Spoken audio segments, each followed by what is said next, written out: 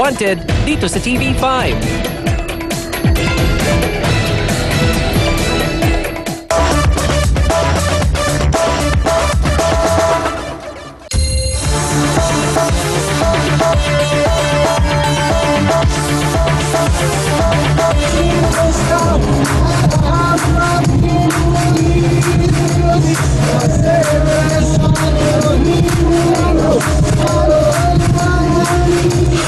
Likas na mahilig kumanta ang mga Pinoy. May okasyon man o wala, bida ang kantahan. Bagamat kung minsan, sa sobra nating hilig sa bilitan, di natin namamalayan na baka may nakakarinig sa atin na di nasisiyahan.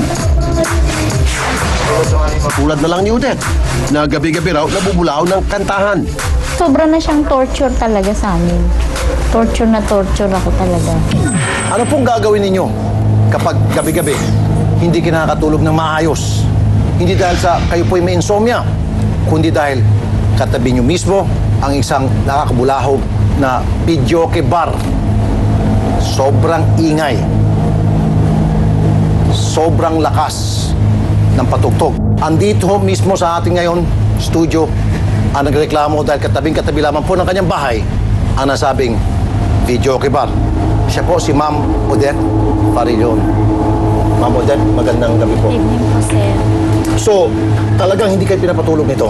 Po kasi hanggang madaling araw po sila minsan natatapos eh. Tapos buti kung hindi kami pumapasok sa trabaho pumapasok po kami. Tsaka yung mga anak ko, nag-aaral din.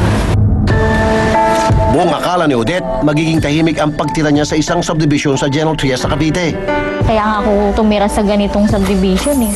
Na-expect ko, tahimik ang buhay ko eh. Buti pa, dumira lang ako sa Maynila. Na at least doon, alam mong commercial, alam mong ano, dito, kaya ka nga tumira, alam mo, magiging tahimik ka. Kahit daw takpan ang una ng kanila mga tenga, naingayan pa rin sila sa videokehan na halos pamorningan ang kantahan.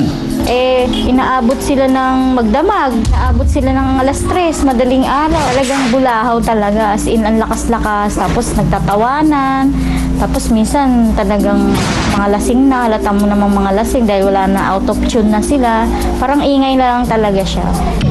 Ano pong sinasabi ng inyong barangay chairman? Kinausap ko mismo si chairman. Sabi ko, sir, paano po ba tong problema natin? Sabi niya, kinausap ko na nga yung mga yan, matitigas ang ulo, ganun daw. Sabi ko, Matitigas sir, ang ulo? Oo, sabi ko, sir, bakit kailangan maging ganun? Sabi ko, dapat nagtatayo pa lang Di sila. ko matigas ang ulo, palambutin na ang nila. ulo. Chairman siya, di ko ba? Oo nga po Sabi ko, kayo talaga, sir, ang mapuputukan yan. Actually, sinabi ko na rin sa kanila, pag hindi nyo pa inaksyonan yan, gagawa pa ako ng mas drastic na move sa nila. Yan ang di ko alam sa kanila. Ba't nila pinalusot yan? Dapat nung ano pa lang na ano na nila. Ang sinasabi ng chairman, matitigas kasi ang ulo. Kaya, Ilang beses na raw nilang sinaway. So sabi ko, chairman kayo, dapat kayo nasa authority. Bakit nyo pinayagan na ganyan? Dahil tila manipis ang boses ni Kapitan sa pag-aksyon sa kanyang reklamo, pumilit na si Odette ng mensahe sa may-ari ng videoke bar na si Ernesto de Guzman. Gusto ko sabihin sa kanya na na maingay yung ano niya. Maingay, sobrang natutulig na yung tenga namin sa videokehan niya. Gusto ko talaga permanently tanggalin yung videoke na yan. At dahil wala pang ordinansa na ipinapatupad sa kanilang barangay, mas lumakas ang loob na may-ari ng videokehan na lalo pang mag-ingay. nakausapin natin mga kinaukulan para subukan natin magawa ng paraan at masarahuyan. Magandang gabi po sa inyo, Mr. Dennis Columna, PPLO ng General Trias, Cavite. Yes, sir. Magandang gabi po, sir. Opo. Sir, meron pong complaint kami dito ngayon.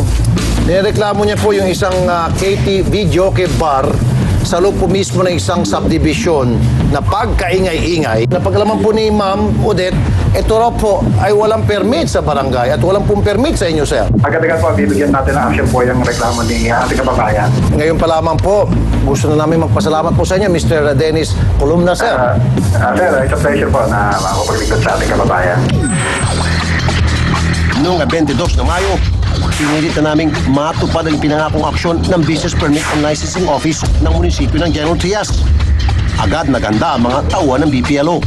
At dahil nilabag nila ang Municipal Order number 08-04 o ang may kinalaman sa pagkakaroon ng business permit ng isang negosyo, layunin nilang ipatigil ang iligal na nakakabulahaw na video kayan para turuan ng leksyon. Aba naman, nasa loob pala talaga ng pribadong subdivision ang videokehan. Kaya kung zoning ng lugar ang pag-uusapan, wala sa tono ang kinakatayuan nitong maingay na gimikan sa gitna ng residential area. Dahil nakakapirwisyo at walang kaukulang permiso, sinugod ng BPLO at wanted ang videoke bar na ito na nasa loob ng pribadong subdivision. Agad namin binigyan ng mikropono ang sumalubong sa aming may-ari ng videoke bar para magpaliwanag. Kaya lang po, kasi sabi nga ng mga barkada, magtinda-tinda ka na rin ng beer, videoke para masambot din pang kuryente. Kasi nga po, ito yung ginagawa ko mitingan ng mga Bisaya at Bicol. Kasi nga po, inalis ko po yung term na salita na tayo ka lamang. Ako po ay lehitimong taga rito. Pero, hindi nakipagduet o sa pahayag ni Ernesto ang Homeowners Association ng subdivision. Hindi raw ito lehitimong residente si Ernesto. Pamangkin ko po na nasa Canada ang may-ari nito. Kasi kung ako po yung uupa, isipin nyo, bibigyan lang ako ng tatlong oras. 7 p.m. hanggang 10 p.m. Kung ako'y nangungupahan po rito, hindi tayo makabayad. Alam nyo po yun. Ayon pa kay Ernesto, solo lang daw ang nagreklamo sa ingay ng kanyang negosyo. Kaya hindi ka naman nakakaabali. Maski mga tao pa tinatanong ko, maaari pong inggit lamang yan. Ingit ba ka mo? Eto, pakinggan mo ang pagkoros ng mga lehitimong residente na binubulahaw mo. Maingay nga. Pati nga yung bayaw ko, hindi rin makatulog yan eh. Yung kapatid ko, hindi rin sila makatulog. Hindi ka makatulog ng mahimbing dahil narinig mo yung kantahan dyan. At hindi mo pa alam, Ernesto, na may komposisyon na sila ng petisyon laban sa iyo na isinumite nila sa munisipyo. 2 linggo nga po yan. Gustuhan ko po na tingnan ko muna kung kikita o hindi. Kung hindi naman po, pwede nga po saranay. Hindi sila 2 linggo. Nag-January pa yan. Matagal-tagal na rin. Kaya nga, hindi naman ako siguro magkakaganito na kung hindi na sobrang tagal na yan, na wala namang aksyon, di ba? Kasama ang BPLO, inakyat namin na makitid na hagdanan papuntang videoke bar. Kung magkakagulo pala rito, mahirapang lumabas at tumakbo ang mga singing customer nyo.